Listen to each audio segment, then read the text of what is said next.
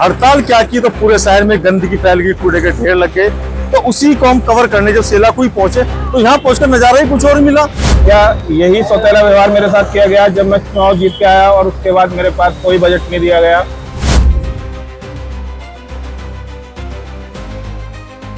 सेलाकुई से आई ये खबर जिम्मेदारी और जिम्मेदार की हैरान करने वाली तस्वीर दिखाती है। यह तस्वीर है नगर पंचायत अध्यक्ष सुमित चौधरी की, जो खुद कूड़े से भरे वाहन को चलाते हुए नजर आए। बताया जा रहा है कि सेलाकुई नगर पंचायत में सफाई कर्मियों की हड़ताल के बाद जब नगर की सफाई व्यवस्था पूरी तरह चरमरा गई तो नगर पंचायत अध्यक्ष सुमित चौधरी ने खुद आगे बढ़कर जिम्मेदारी संभाल ली। उन्होंने खुद कूड़ा ढोने वाले वाहन का स्टीयरिंग संभाला और नगर की सड़कों पर सफाई अभियान में उतर गए। कुछ ही देर में उनकी ये तस्वीर सोशल मीडिया पर वायरल हो गई और चर्चा का विषय बन गई। वहीं जब पत्रकार सतपाल धानिया ने नगर पंचायत अध्यक्ष से उनके इस कदम की वजह पूछी तो सुमित चौधरी ने नगर की सफाई व्यवस्था चरमराने के साथ साथ सत्ताधारी दल पर गंभीर आरोप लगाए। उन्होंने क्या कुछ कहा, ये आप खुद ही सुनिए। मैं हूँ सेलाकुई नगर पंचायत में। यहाँ पर क्या हुआ कि यहाँ के जो सफाई कर्मी हैं उन्होंने हड़ताल कर दी।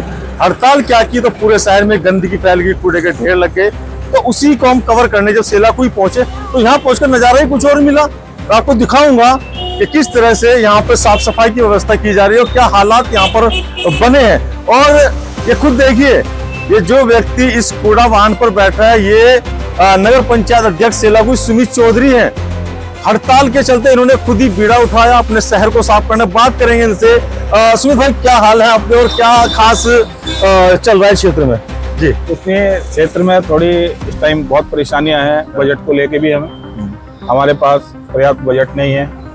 हम जब यहाँ सीट पे बैठे हमें कर्जे की सीट मिली, 3-3.5 करोड़ रुपए कर्जा था नगर पंचायत के ऊपर। हमारी जो संसाधन हमारे पास नहीं है और संसाधनों के साथ साथ हमारे पास जो कार्मिक हैं, हमारे यहाँ जो सफाई कर्मचारी हैं वो भी पूरे नहीं हैं। उस विषय को देखते हुए हम अब तक खींच रहे थे गाड़ी, पर अब हमारे से जब नहीं कर्मचारियों ने काम हुआ तो उसके बाद हमने स्वयं ही अपने कंधों के ऊपर जिम्मेदारी उठाई, क्योंकि हमारे ऊपर जिम्मेदारी है। जी, जो वाहन पीछे क्या भरा हुआ है इसमें? कितना कूड़ा है, खुद ही उठाना पड़ रहा है। खुद ही उठाना पड़ रहा है। मतलब क्यों ऐसा? श्रमिक नहीं मिल पा रहे हैं, क्या वजह है? नहीं, या हड़ताल है या हम उनका वेतन नहीं दे पा रहे हैं? हम उनका वेतन नहीं दे पा रहे। हमारे पास पैसा पर्याप्त नहीं है अभी। और ना हमें गवर्नमेंट से कोई मदद मिल रही है अब तक। पहले आज एक वीडियो में मैंने देखा था, सुबह एक कार्मिक ने बोला कि जब यहाँ पे चेयरमैन के चुनाव नहीं हुए थे उससे पहले तनख्वाह मिलती रहती थी। क्या यही सौतेला व्यवहार मेरे साथ किया गया जब मैं चुनाव जीत के आया और उसके बाद मेरे पास कोई बजट नहीं दिया गया और ना मेरे पास कोई आय का साधन है। फिर भी तो देखिए, जो सबसे बड़ी विडंबना है, देखा जाता है कि जिसकी सत्ता होती है उन्हीं के लोगों का काम होता है। वर्तमान में उत्तराखंड में भाजपा की सरकार है, लेकिन गलती से सेलाकुई नगर पंचायत में जो नगर पंचायत अध्यक्ष बने वो निर्दलीय बने।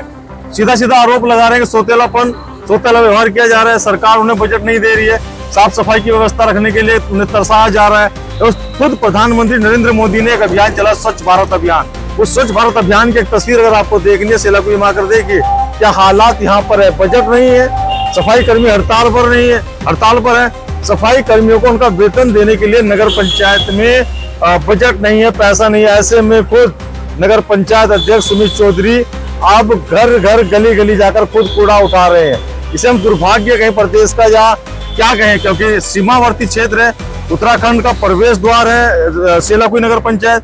यहाँ से होते हुए पूरे उत्तराखंड में जाया जाता है। जब उत्तराखंड में बाहरी राज्यों के लोग आएंगे तो यहाँ सड़कों पर कूड़ा दिखाई देगा, गंदगी दिखाई देगी। तो क्या एक तस्वीर पेश होगी बाहरी राज्यों के तीर्थयात्रियों के लिए, पर्यटकों के लिए, अन्य प्रदेशों के। तो हालात बद से बदतर है। क्या कहोगे, कब तक ये मुहिम चलेगी, कब तक हड़ताल रहेगी? क्या लगता है आपको सरकार बजट देगी? देखो, बजट दे या ना दे, पर हमारी जिम्मेदारी है सेलाकुई को साफ रखना। जी। और उसके लिए हम साफ सफाई के लिए तत्पर रहेंगे। जब तक हमारे पास बजट नहीं आता, पर्याप्त संसाधन नहीं होते, पर्याप्त मात्रा में हमारे परिवार मित्र नहीं होते, तब तक हम इसी तरह काम करते रहेंगे सेलाकुई के लिए। सेलाकुई जो है भाजपा गढ़ कहा जाता है। जो वर्तमान विधायक है वो भाजपा से, सांसद भाजपा से हैं। कोई मुख्यमंत्री सेलाकुई से 20 किलोमीटर की दूरी पर बैठे, लेकिन बात की आपने, शिकायत की इस बारे में उनसे? शिकायत कई बार की, लेटर भी कई बार भेज दिए हैं, कोई सुनवाई नहीं है। मेरी फाइलें जाती हैं और वापसी आ जाती हैं। वजह क्या है?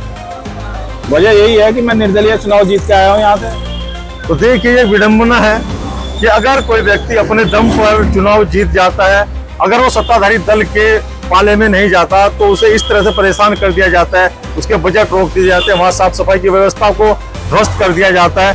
तो ऐसे में ही सवाल खड़े होते हैं सरकारों पर, क्या हर व्यक्ति भाजपा का होना जरूरी है, कांग्रेस का होना जरूरी है, तभी कोई बजट या धन उपलब्ध होगा, तभी यहाँ पे व्यवस्थाएं सुधरेंगी? ये एक बड़ा सवाल है। सेलाकुई से सतपाल धानिया। बने रहिए हमारे साथ। Anjali Kanhaiya, city news digital.